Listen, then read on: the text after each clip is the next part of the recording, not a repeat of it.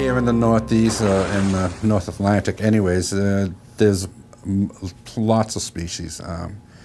Primarily here we're looking for haddock, codfish, pollock, hake, monktail. There's multiple species of flounder. There's yellowtail flounder, blackback flounder, gray sole, there's lemon sole, there's American dabs.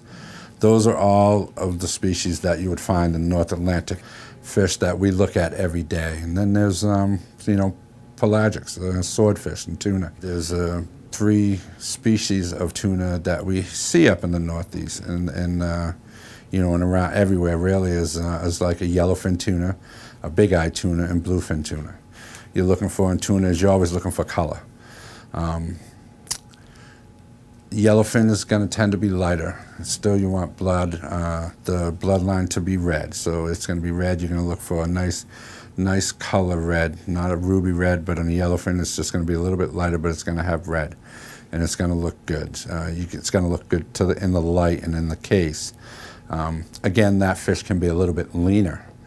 So if it's a little bit leaner, still have a slight fat content, maybe what we consider a finger or maybe 2 fingers. When you measure it, it's just taken up against the loin, and you see how much of the white fat actually starts to rise from the skin into the meat. That's yellowfin. Now, a big eye tends to have more fat, and that's going to be up to, say, 3 or 4 fingers of fat. And that's going to be a ruby red color. That's going to be the color that's going to blow you away. It's just in the light, and you're thinking you're looking at a ruby. Just the color is beautiful. That's going to be a beautiful piece of fish. One of my favorites would be gray sole. Gray sole is a flatfish. Although flounder is the flatfish also, and blackbacks are flat. Gray sole, for me, is a better fish because it has a sweeter taste profile to it. So when you're eating that, you're going to have a much sweeter taste where it can stand alone. Some other flounders would have to be dressed up. That's one of my favorites. Cod, in the North Atlantic, in the Northeast anyways, cod was the premier fish.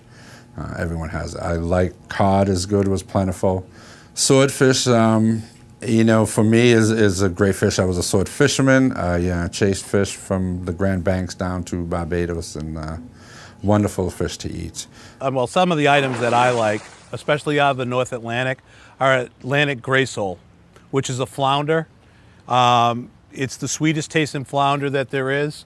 A lot of the fish from the North Atlantic can stand on its own, whereas salt, freshwater fish or other fish, they have to really be dressed up with a sauce or a vegetable or a marinade. Whereas North Atlantic fish like cod and haddock and flounder, they can stand on their own, either be it broiled, baked, fried. You don't have to add that extra sauce to get that flavor profile. That's why I like gray sole is my favorite, followed by haddock and flounder. The greatest tasting fish there is. It's always nice to use an olive oil. In some of these fish, and in the Northeast and Italian descent, we tend to fry a little bit more. So, do we use an olive oil? A little bit of olive oil in the pan. Season the fish up here. We don't do it here at Legal, but take a piece of gray sole, egg it, Italian breadcrumbs, a little bit of olive oil, and it'll be a nice dish. I like halibut myself. That's my favorite. And how do you prepare that? Either baked or fried, either way. My favorite fish is cobia. I just like it pan-seared and cooked medium well. And that's it. Salt and pepper. That's all I need. I like sole almondine. So basically, it's pan-seared in a pan with a little bit of olive oil and garlic, and then you sprinkle some almonds to toast them up a little bit, and you just pan-sear the sole, and you serve it like that. I like baked haddock. Baked haddock's a really good fish, especially if the breadcrumbs are done right. Anytime you cook fish, it's high heat fast. So cooking fish at a high heat fast, this way so you don't dry it out. You want to keep the moisture in there. Anytime you you do a slow cooker, you're just going to dry that fish immediately. That would probably be, one of the best things that you could do. And when cooking fish, don't leave the stove. Just, stay there. Because once you walk away for a few more minutes, you're going to overcook it. Suet is really great. I only like suet in the summertime, so I can throw it on the grill with a nice, vinaigrette or something like that. But I like it all, to be honest with you. A lot of the North Atlantic stuff, especially on the whitefish side, you can almost do anything with it.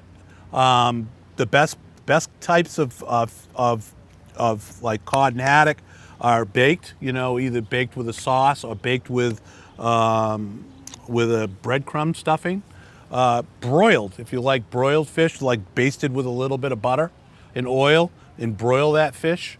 That's very good. This time of the year now, we'll be getting local striped bass out of Massachusetts. So that's another item that is either great on the grill or broiled. Again, a lot of this fish stands so much, it has so much flavor on its own that you'll be able to do anything you want with it.